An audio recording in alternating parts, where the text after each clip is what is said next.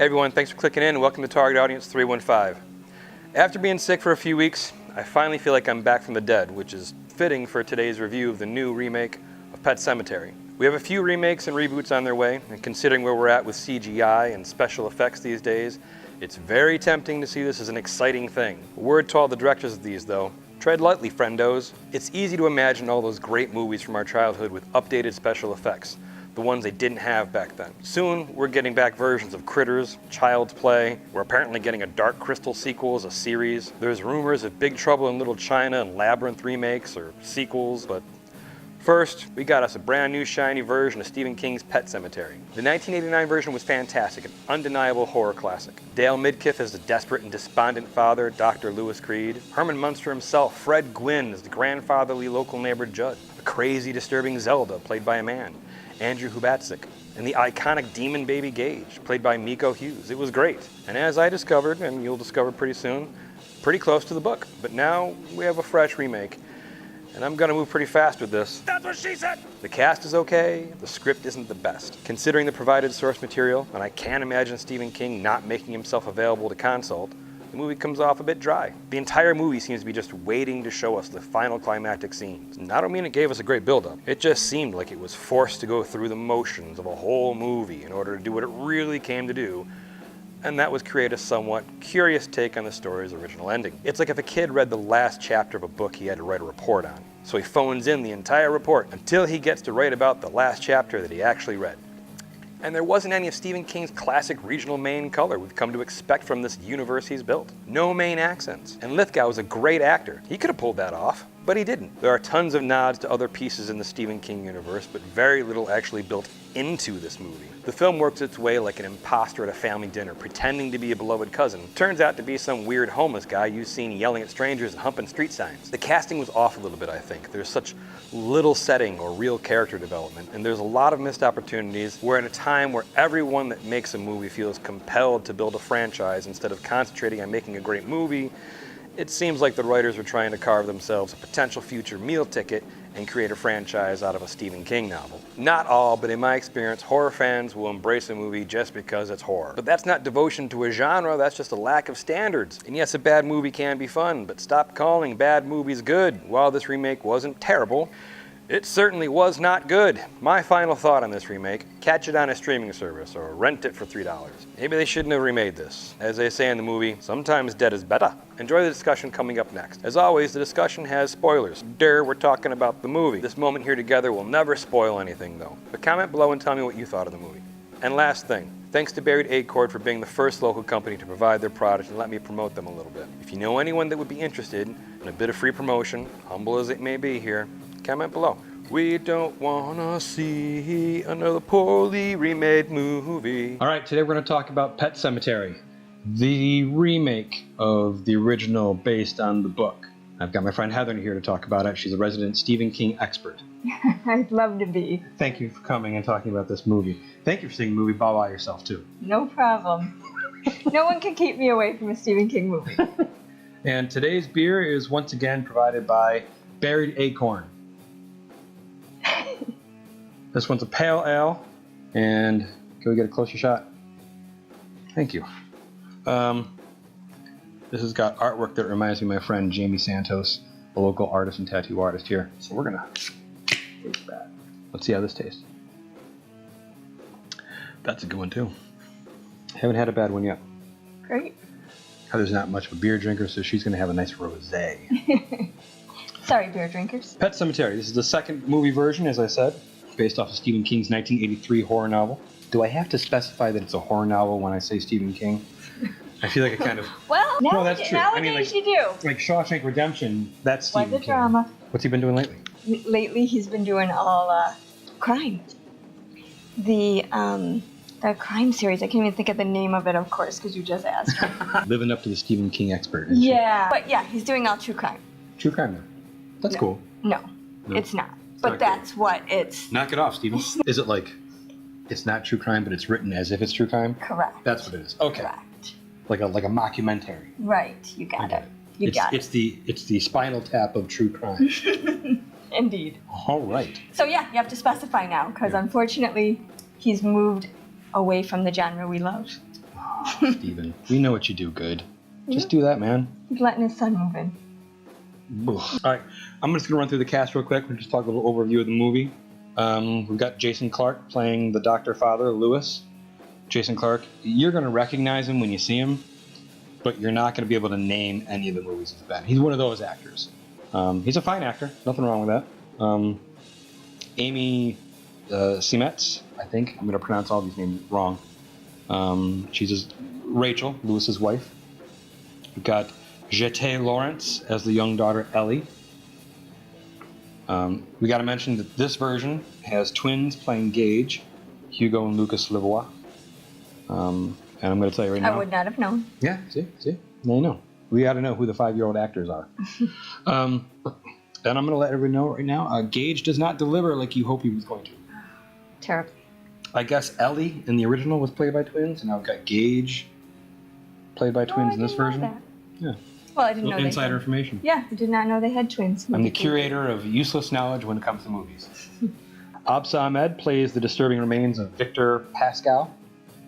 The guy you can see his brains on the side of his head. That was other side. Oh, that's right. Attention to detail. Yeah, I think that those effects were really good. Yeah. Like the nurse is all freaked out. I can see his brains. Yeah. And it's pulsing and yeah. Like I'm not a doctor, but I'm pretty sure your brain doesn't pulse. I don't know. Can we get a doctor to comment and let us know? Yeah, that's right. The nefarious Zelda is now played by Alyssa Brooke Levine. Another interesting piece of information is that in the original version, it was played by a man.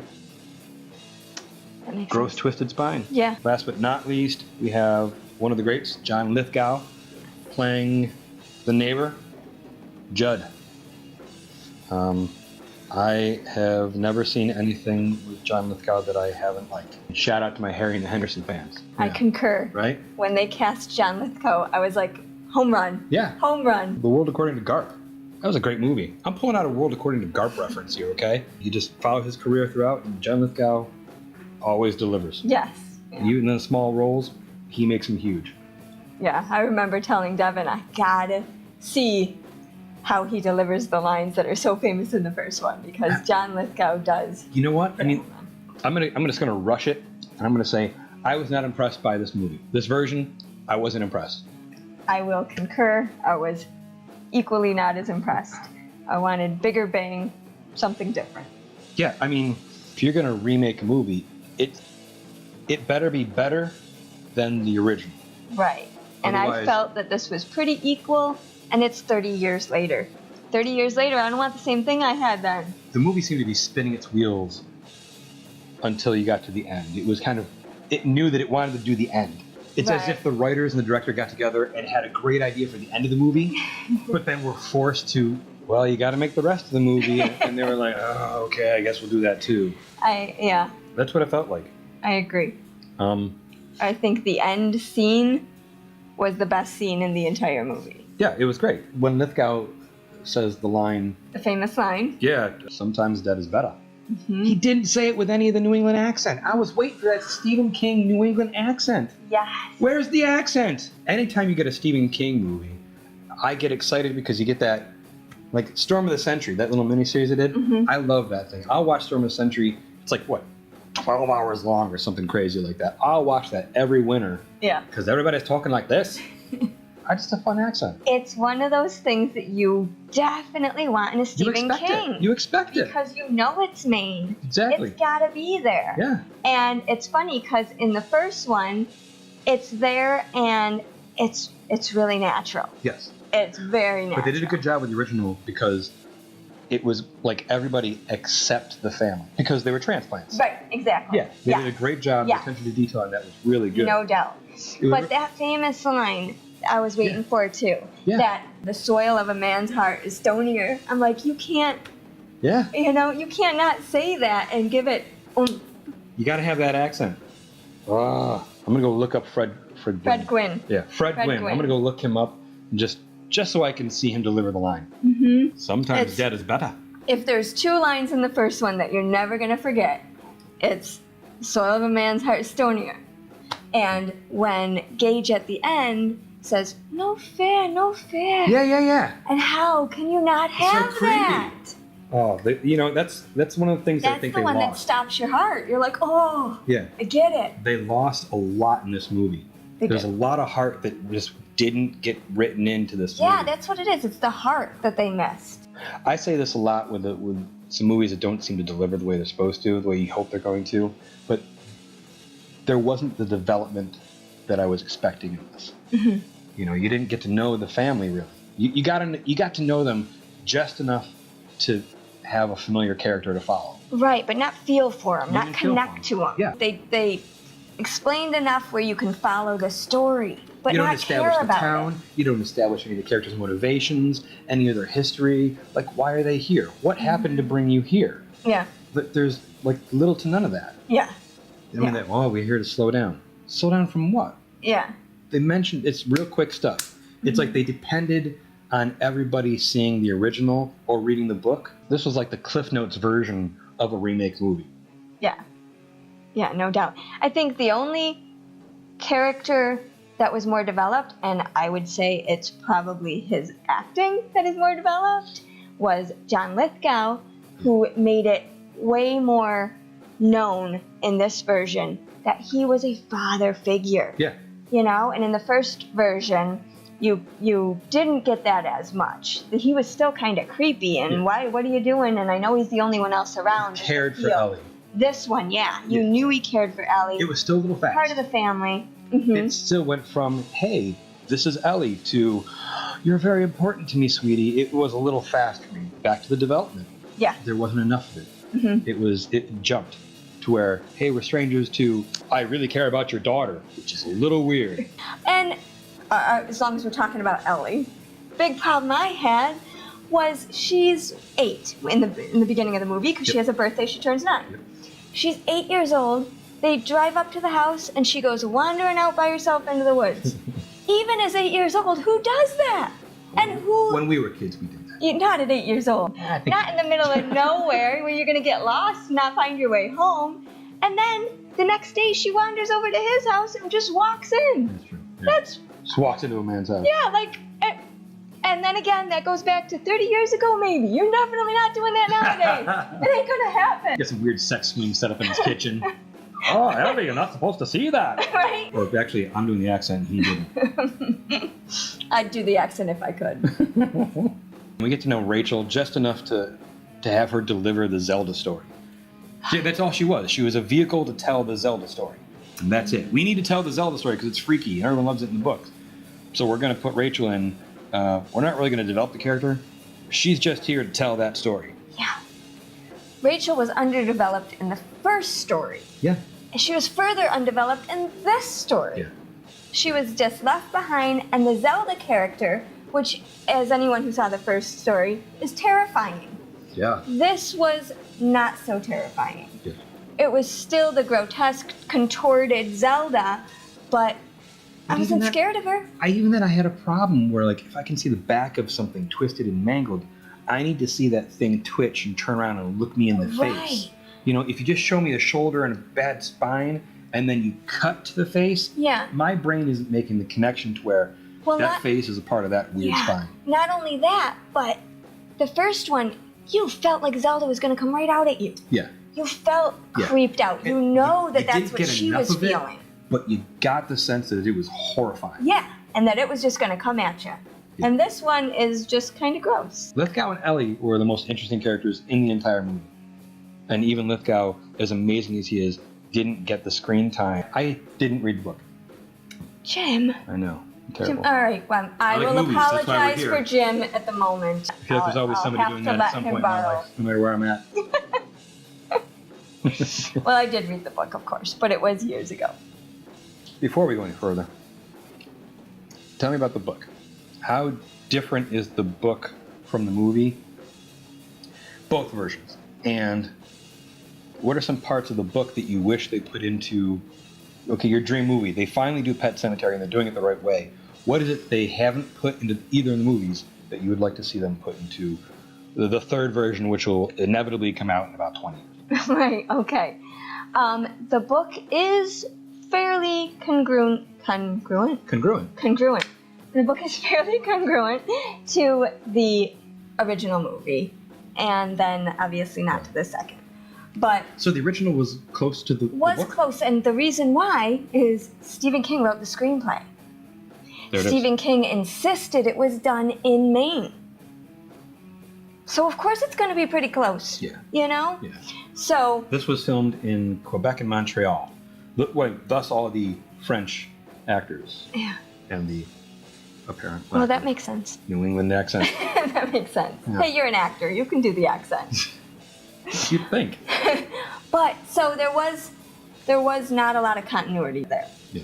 But what it missed was those feelings, the feel of Family. Judd being accepted as part of a father figure. There wasn't as This much. adopted grandfather type. Yes, and it was because they had no family. They were alone. Her family is horrible, and although they go and visit and whatnot, you still know that they don't want to be there. They don't like it there. Her family left her with this, distorted and creepy sister at 8 years old. And just, so you already know that her family, they didn't give that. The book, of course, does. Much like the spine of Zelda, her family dynamic is twisted all on its own. Right, exactly. And he didn't have much of one. He lost his dad at I think it was 3 in the book, it says, something like that. So he lost his dad really young. So they have no one. You don't get that here. You just get that they moved. Yeah. And that's what I mean. There's like no development. Right. Development. Yeah. I'm going to say this over and over again in these movies that don't give it to us. Development is very important. Otherwise, nobody knows what the fuck is going on. The other thing we're definitely missing is Rachel. Yeah. We know that she's not wrapped. We don't understand why. Yeah, okay, we get your sister, you give us a little bit, but she is so not wrapped that that's what causes him to do this.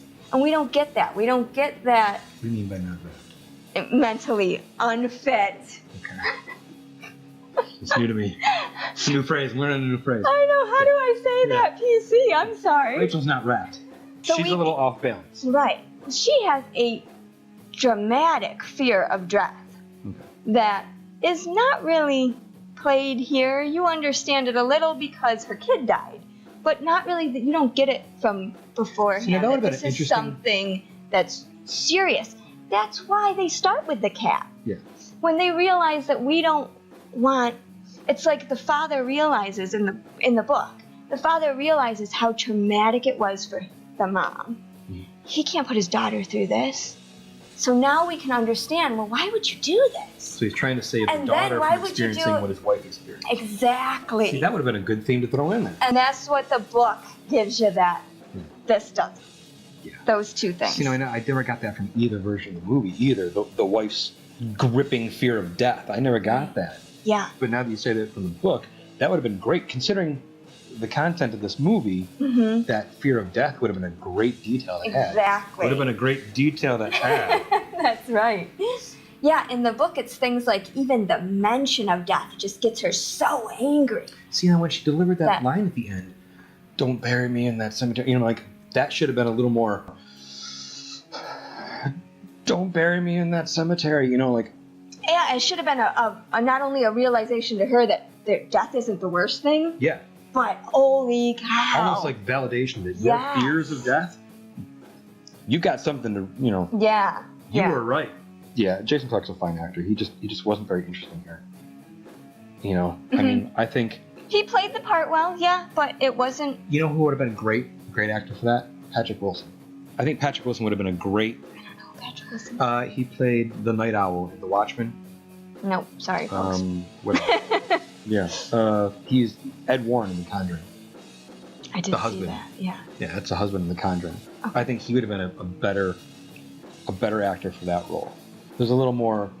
You kind of care about him a little more. Okay. I think Jason Clarke has a little more that wooden blank, a little bit of a blank canvas there. Oh, yeah, that's one of the things in the first movie where when he buries the cat and when he buries his son, you see it on his face. Like, I'm already gone. Yeah, exactly. There's the nothing personality I could drains do. out, the life drains out of him, and you get that when he comes back. Yeah. You can tell he's the Walking Dead. Right. You know, Yeah. he's just he killed himself by doing what he felt he had to do. Yeah. And in doing so, he destroys his life. He thinks he's saving his life, but he's destroying it, which was basically the foreshadowing, the message that little Pascal Right. says. Is that his name, Pascal? Yeah, Pascal. Yeah. It's his warning in the beginning. Yeah. And it comes true. Yeah. The book also will describe better the land, you know, and what's behind it and why. Yeah, it's a very. It was very insulated. Yeah, but how it like gets into your mind rather than just the land itself is what's doing it, but how it's affecting everyone, even in the area. See, that would You have know been a what I great thing mean? to do, is make the land, his property, a character. Right. You know what I mean? Yes. You know, those little. Kind of like The Shining. Yeah. Like you can it was the a character. chittering. The trees themselves are. Yes, where they had the Wendigo noise, but that was it. Blend in the wind through the trees, maybe some whispering. Yeah, something. because to represent that it's calling, it's getting you there, and you don't have control over it. Okay. So okay. Let's just fast forward through all the boring shit that didn't have any personality. The majority of the movie until. Fast forwarding to the end, Jim? Right, basically. Which is what you're all going to want to do if you go see this in here. You're like, son of a bitch, I paid $18 to see this movie. There's no fast forward. So we get through all the boring shit. And in this version, it's Ellie that gets hit, not Gage. Terrible disappointment, folks. Is that what happens in the book? No. It's Gage? It's Gage. It would have to be It's Gage. always Gage. Because you know what? It's always Gage. It's always Gage. You know, because a 2-year-old is creepier. I'm sorry. Yeah. 2-year-old is so much creepier. I played with Judd. I played with Mommy. Now I want to play with you. This is fucking creepy. That is one thing that the movie did better than the book, I gotta say. Yeah. The original movie, not this one. Oh. In the book, he's very vile. Really? Yeah, he'll swear and say things like, "Daddy, you bastard, I'm gonna get you." You know, something like that. It was very, and it just went on. He was a sailor. Sailor. He was a sailor when he came back. Comes back from the dead with a naked lady tattoo. So I did like that the first movie just made him creepier more than, I mean, they really wanted to represent that he And the fact that he comes back in that child's burial dress. Yeah. Which is creepy all by itself. Yeah. I mean, that's just creepy. And what's the top hat and the cane, though? Well, you know. Hello, my baby. What's that? But it had to be Gage. It shouldn't have been Ellie. Shouldn't have been Ellie. Shouldn't have been, and every King person is gonna say, What the fuck? yeah, you messed it up. Yeah. Why? And I don't know why. Well, there were a lot of nods to the original movie in this one. It was almost like they were like, yeah, we know this one ain't that good, so we'll put this in here. We'll put this in here too. We'll put this in here too. So like, Right. It was like we want to surprise them. yeah. There were no. I mean, you've got the daughter front and center on your movie poster. You're not surprising anybody, okay? But we don't like it. We know that she's going to be the one to die. It sucked. Yeah. I mean, like, yeah, but like, okay, so the birthday party, and you see Gage run out, and yeah, Ellie's talking to the cat in the middle of the road, but then you got Gage running out to the street, and then the father comes after him, and because there's too much disclosure in movie trailers and in the movie posters before a movie comes out, like I knew what to expect. Right. So you just ruined an opportunity there by too much disclosure. Right. So and you ruined your fan base because we want. There's no surprise. We want to know. The book tells us. We want you to kill the fucking 2-year-old boy. Sorry. Kill the child. Always kill the children. They're creepier. Kill them. Only if they're going to come back from the dead. But yeah, so he runs out, and then the father runs after him. And like, if I hadn't seen anything before this, I'd have been like, oh my God, here it is. And then, because the kid, he was adorable. Oh my God, he was great. They really could have. They could have played played his character up, no doubt. Yeah. Even if they did decide to kill Ellie, they still should have played up that character more. Yeah. But he ran out, and I'm expecting him to get hit by the truck, and then the father picks him up, and I was like, son of a bitch. And the truck derails, and then Ellie gets killed. And I was kind of like, yeah, fuck her. You know what? She was kind of annoying. Yeah. I don't know. There should have been some different kind of bang there. Yeah, like, there wasn't. even if they wanted to show the father being the hero, which obviously they wanted to do, then they could have done something where, like, even if they had him save him, and then see Ellie drop her, turn around, and the back of the truck gets him. You know what I mean? Yeah. He could have still been the savior. There still could have been something. Absolutely. So then, eventually, I'm gonna skip ahead because why the hell not?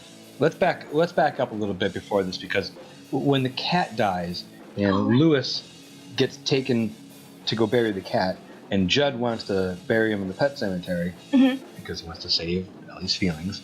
Right? We've already had a scene where the father, Lewis, is talking with Rachel, the mother, and they're kind of having an argument about what to tell Ellie about death. Right. A good opportunity that was missed to really play up Rachel's fear of death, but also shows Lewis's strict adherence to logic and rational thought. And that I'm science. a doctor. Yes. But then Lithgow's like, yeah, we're not going to bury him in your backyard like every other person in the world. Oh, come follow me. And they're walking through the creepy woods. At no point does this scientist, doctor, rational thinker go, yeah, man, where are we going? Yeah. Just at the very end, right before he puts him in. No. Remember? Then they got to climb this mountain of sticks, and still he's like, all right, I guess this is what we're doing. Get over the mountain sticks. They're going through this creepier set of woods, and this long winding stairs after they hear, this scream in the distance. Yeah. Still, he's Just like, a loon. yeah, just a loon. Still, this guy's like, yeah, right, this is all still legit. They still go, and then he's like, yeah, you gotta bury it by hand, and then you gotta pile a bunch of sticks like a can. Right. And he does. he does. And he does it. And then at the He very can't- end says, what are we doing here? Yeah. Very end. Very What end. are we doing here? This is the time for questions when I've already done all the weird things you've asked me to do. Yeah. That's another obvious where the book can tell it better than the movies. Because he was, and you get from the book, because he's having those visions of Pascal and things like that, that he is almost in a trance when he goes and does these things. The original movie does that. The original movie does it better. Yeah. Still not as good as the book, but yes, does it better. But you get that he's in a trance, and here you get, what is he doing? Yeah. Why is he doing it? Why is he just, Yeah. bury it there? You got a bunch of land. Yeah. Throw it in your You backyard. have 50 acres. You just told me that. Right? Exactly. Put it in the backyard, put a little cross there. Yeah. One and done. Right. Your daughter can go out and plant flowers. Yeah. No, man. I gotta follow this old man through creepy woods, climb a mountain of sticks, winding stairs after a screaming unknown animal in the woods yells out to me. Right. Bury it by hand, and it just doesn't make any sense. And what's with the masks? I think they just really wanted to make it creepier. It was terrible. And I didn't get it. Like these are some Terrible. A-grade masks. These children of New England were building because the weird, creepy. Yeah, they were like paper mache. They are here. Yeah. This is some Papier-mâché Saw quality mask animal. making. Yes, definite. And it didn't fit. It didn't fit at all. And they're like, oh, that's a funeral procession, honey. So then at the end, now the daughter's coming back from the dead, and she's killing everybody, and they're nodding to the original again because Lithgow's walking up the stairs, and they kind of linger on his ankle a bit, and you're like, oh! Yeah, yeah. And then they don't do it. Right. And then he gets upstairs, and he's walking around. A missed opportunity that I thought they did a really good job of. The real creepy thing was when Ellie was arguing with Judd, her face actually contorted into the face of his dead wife. That's it. And what they didn't do, what they should have done, is when Ellie's attacking her mother later on, should have had her face contort into the face of Zelda. Because that would have really, she would have really been unwrapped then. They showed the scene when she was on the bed and Zelda, but then when Ellie actually came up, it was Ellie. It If wasn't. she can change her face into freaky shit to Right. bug out people that she's attacking. She should have done that with her mom in Right. Zelda's face, but they didn't do that. Another missed opportunity. And that's the whole, it's in your head, and this place really gets to you mentally. But then, okay, so she's killed Judd, just leaves him there. Fuck him. And then she goes home, and she kills her mom, and she knocks out her dad, and then she drags her mom. I don't know how. Okay, so she's dragging her mom Superpower dead strength. through the woods, over the mountain of sticks, through some more woods, up a bunch of stairs, and then buries her, and then mom comes back. Right. Okay, we got zombie strength going on, I guess. Right, that's right. Then the mom kills the dad. Yeah. Well, And- he's fighting Ellie. Yeah, and then they drag him up. And you know what's going to happen. Now we've got a family of zombies. Nowhere in the book, right? No. Yeah. I don't know. Why would you do that? The one reason they could have for doing that, and the only reason, is for that ending. Yes, and that is the most powerful set in the movie. Where the three undead family members, the father, you got Lewis, you got Rachel, and then you got young Ellie, return from the dead with whatever evil inside them. They walk up to the car where the young baby Gage has been kept while all these events have been occurring, and they walk up to the car, and then the dead cat jumps up on the car like, now we're going to do the baby. That's right. So you can see we're a family again. We're just dead family. Yeah. And that we get it. I mean, We got the idea. should we have gone, aww? Yeah. Was that a sweet moment? Was this like a zombie Hallmark moment? I don't think so. No. You know, but who am I to judge? They could have left Gage with the grandparents like they did in the first one, leave Ellie with the grandparents, and he could have had his vision. Yeah. Just like Ellie did. So, yeah. So we're gonna wrap this up. Not impressed with this one. No, not impressed with it. This was not better than the original version. And not better than the book. I gotta start reading more. But I did like the very end. The credits rolled up, and they did a cover of the Ramones' "Pet Cemetery" song. You know, that's funny because I thought the same thing. I said, oh, that's nice that they... That's the best part. Best part of the whole movie. Yeah. It's this band called, who was it? Was the band that covered that song is called Starcrawler. Wasn't as good, but I mean, like, you're not gonna get better than the Ramones.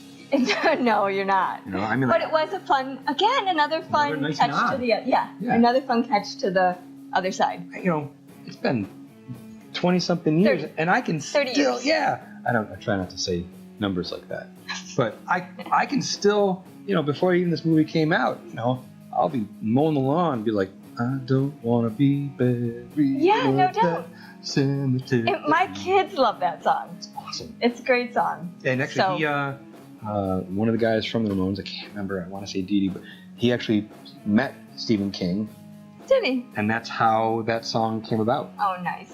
Yeah, he was a fan too, and it came out on Brain Drain, I think it was. This, I'm on. I'll give you a Stephen King tip here for you. Mm-hmm. This book was originally not going to be published. Really? Yeah? Why not? Tabitha King always reads Stephen King's novels first. What? His wife. And she gives the thumbs up, thumbs down, you know. Stephen King didn't like it. Like, he was scared of it, didn't like it. Like, I think it's too creepy, I don't like it. Not, I don't like it, it's no good, because all his work's good. But he was scared of it. And he gave it to Tabitha, and she, through the, you know, the grapevine, says that she said, nope, put it in the drawer, keep it set aside. Don't.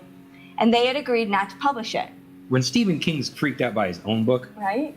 So they agreed not to publish it, and then, of course, publishers and money came through, and we all know, money changes love everything. Stephen King, but he does like his money. Well, So money changes everything, and it did come out. But it was originally not going to be published. I'm glad it came out. He sat on it for, I think, 3 years. Really? Yeah, We're getting off topic from Pet Cemetery. But sorry. One of the things that I love the most. Oh no, it's one of the things I love the most. Maximum Overdrive. I like that one because you're sitting there and you basically just listen to an AC/DC album while you're watching a horror movie, which is just super fun. Did you know that he directed that? Stephen King Directed Maximum Overdrive? directed it himself. He wanted to try his hand at being a director, That's awesome. and he directed Maximum Did a Overdrive. great job. He should have directed this one. He said he'll never do it again. It was not his bag of tea, Really? and he's sorry for what he did. But I love Maximum Overdrive too. I do. Great. He should have directed this one. And who doesn't love the Green Goblin Right? on a giant Mack truck? Yeah, I still can. Every time I picture the Green Goblin in front of a truck, I hear, "Wee, wee, wee, wee, wee, Yeah. wee, wee." Yeah, it's perfect. It's perfect. So good. Unlike this movie. That's true. We're all going to end up seeing it on like Sci-Fi Channel at 2 o'clock in the afternoon when we're sick on some weird Saturday. But it is not going to make you name your cat Church. My cat was, in fact, named Church. That was after seeing the original movie, right? That was after the original. See. Saw the original, named my cat Church. Thank you, Mr. King. So, that's a wrap on Pet Cemetery. We're going Thank to bury you. this one. Thanks, Jim. We're going to bury this one in the Let's hear backyard. from that. Thank you for coming and talking about Pet Cemetery. Thank you. I wish it love was a better movie. I mean, it's not horrible, but It's not. But it wasn't anything special. you can wait for it. Yeah. Thank you again. Thanks.